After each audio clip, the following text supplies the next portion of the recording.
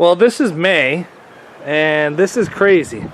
There is no reason why this should look like this in May. This is crazy. I'm sick and tired of the snow. So let's see what I've been up to. Well, it's been snowing in May. Yay!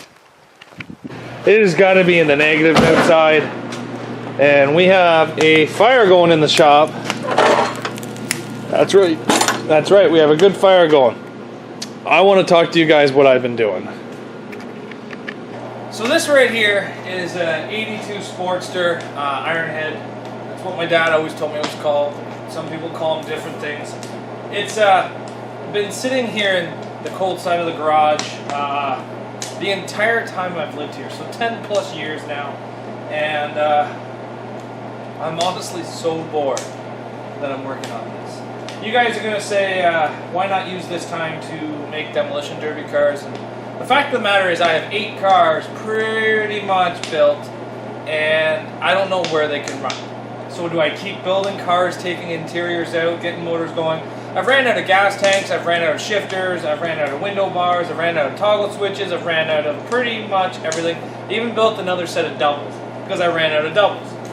But I don't know where any of this stuff's going to go. So I'm trying to think of stuff that is going to keep me busy. I bought a whole bunch of lumber to build a lean-to, thinking it would take me 2 weeks to build the lean-to. I had a couple buddies come over and we built the damn thing in 2 days. I was trying to take my time and take it slow, but it didn't work out. So anyway, I need to find another project. I've been trying to buy a sand rail, VW sand rail. Now I don't want those old crappy 70s built home VW dune buggies. I want like a tube chassis sand rail that could be street legal so I could go have fun on the roads and on the dirt trails. But people are asking outrageous prices for them with no motors. And I'm not paying $6 grand for a dune buggy that's just a bit of steel. The chassis are worth $400, $500 used, and then you got your tire. Anyway, I'm getting upset with the prices that people are asking. I was gonna go look at a 63 Toyota Land Cruiser pickup truck this weekend, but with the weather, I don't think Buddy wants to meet up because he says it's in a swamp.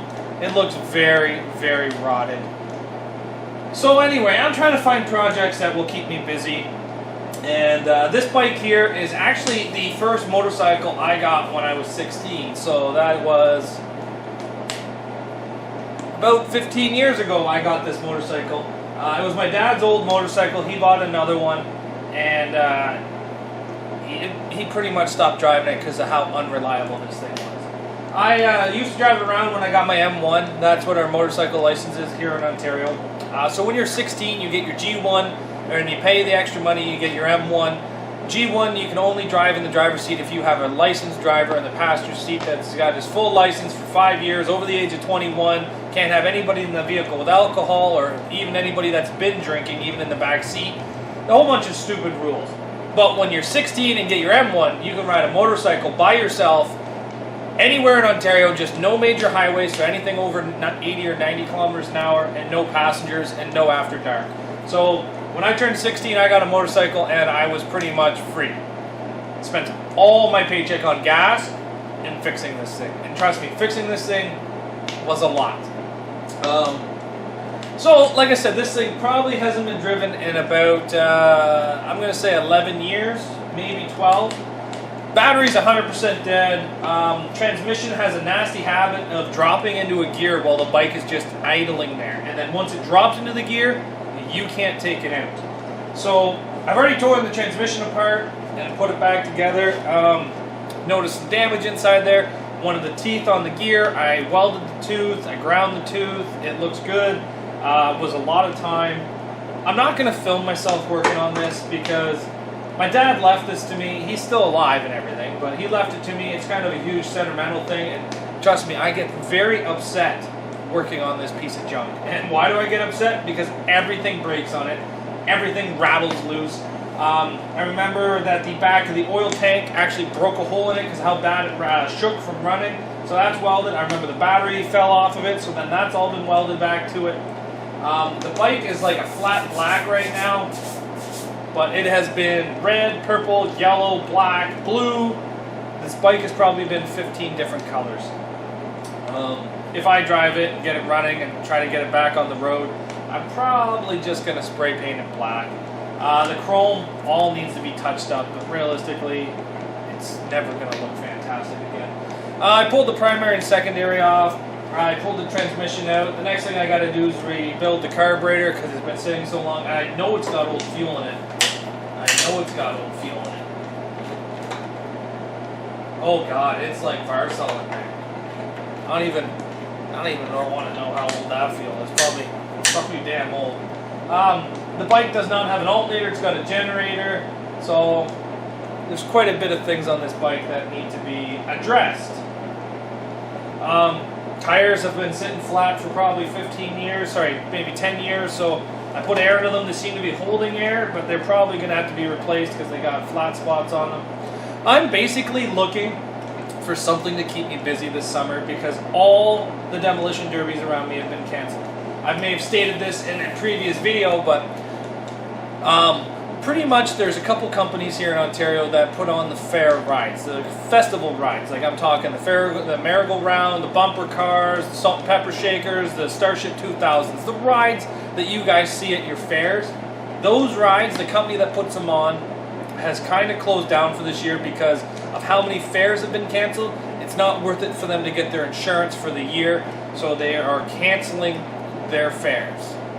Almost every fair that has festival rides has canceled all the way till October. Like I'm seeing stuff in October canceled. That is crazy. We are May and they are canceling stuff to October. But honestly, people are going to be scared to go outside and everything after this, so I can see it. The only things that I see really running this year are derbies that stand on their own from the fair. Like I'm talking like there's a place called Merrittville. It's a racetrack, and they put on a demolition derby. Impact Motorsports here in Ontario, I believe, has it this year. That fair, that derby, I think, is going to happen because it is not dependent on rides. There's a fair in Dresden, Ontario. Dresden was actually scheduled for May 2-4 weekend, which is 2 weeks away. It's been postponed to August. So, because that demolition derby does not rely on any fair rides or festival rides or anything like that, I think that would be one to continue. Bash for Cash, Blizzard Bash, those are the types of shows that I think are going to survive this. Just one for derby drivers, by derby drivers with nothing else. So those are the ones I think are going to survive. And honestly, getting spots for them now is pretty much going to be non-existent. Even with the COVID, Blizzard Bash sold out in like 35 seconds for the team minis. So that is crazy. Congratulations. I can't believe how fast that started up. Another one that I see still trying to do is Dead Man Productions. They are derby in the USA. They're still planning on running theirs, which is just a derby only, no fair, which is awesome. Some of you guys might say that I have a mullet going, and I'm calling it my COVID cut. I'm going to grow it until I am able to derby again because I am going crazy. I have at least had the honor to be in the ring once in 2020. I didn't do great, but I'm still happy that I did get in the ring. I'm actually getting pretty depressed not being able to derby, but everybody says it's for the greater good, so people that are smarter than me are saying it. As of right now, I have to wear a mask at my job site. It is very annoying wearing that mask, but all for the greater good, I guess, right? But yeah, this is what I'm going to do. I'm going to do a whole bunch of work around the house, a whole bunch of work here in the shop. I'm going to work on this bike. I'm going to try to buy something that is different. Pretty much there's going to be no demolition derbies this summer. So I'm just going to try to buy something that can keep me and the wife amused, occupied, and busy, and not let me get into trouble, because I don't really drink alcohol, but since this whole Corona thing going on, I've been drinking pretty much every night that I don't work the next morning. So I'm definitely not used to it. Me being a very social person, I find it very difficult not being able to see my friends, not being able to get close to people. And it's actually kind of hard. I talk to a lot of people on Messenger. I talk to a lot of people when I play Xbox. I talk to a lot of people on YouTube in the comments. If you guys don't notice, every comment you guys leave, I reply to pretty much every single comment on this channel. I like interacting with people, and it's pretty hard for me not being able to pretty much just mingle and talk to people, because I'm a very social person. If you guys are feeling down and depressed, talk about it. Don't just let it go, just talk about it. So we all need to stick together in this demolition derby shortage. Find something to keep you busy. I know a lot of you guys are running scrap like crazy, even though scrap prices are down. Scrap daily. See your posts every day. You got quite a pile there. Another guy in the USA, I think, is just starting to get into scrap. James Dickup. He normally just does scrap cars, but for the first time I ever seen a whole bunch of scrap on his trailer, and all he did was complain, saying, "I don't know how you scrap guys do this. This is a lot more work for 80 bucks. He said, "I'd rather just buy a car," and it's true, buying cars is so much easier. But honestly, guys, this is the time for your extra hobbies to show. Go out there, keep busy, stay out of trouble, and stay safe. Hopefully this project keeps me busy for quite some time. The videos are probably going to cut back a little bit now because I'm not building any derby cars. And I'm not really a vlogger, so I don't really show you guys what I'm doing every day if it's just walking around buying newspapers or t-shirts or going to work kind of thing.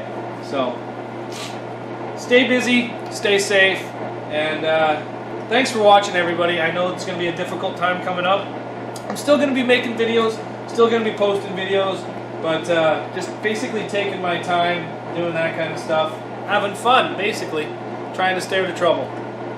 So thanks for watching, everybody. We'll see you back here tomorrow, maybe, on Zach's Workshop. Take care.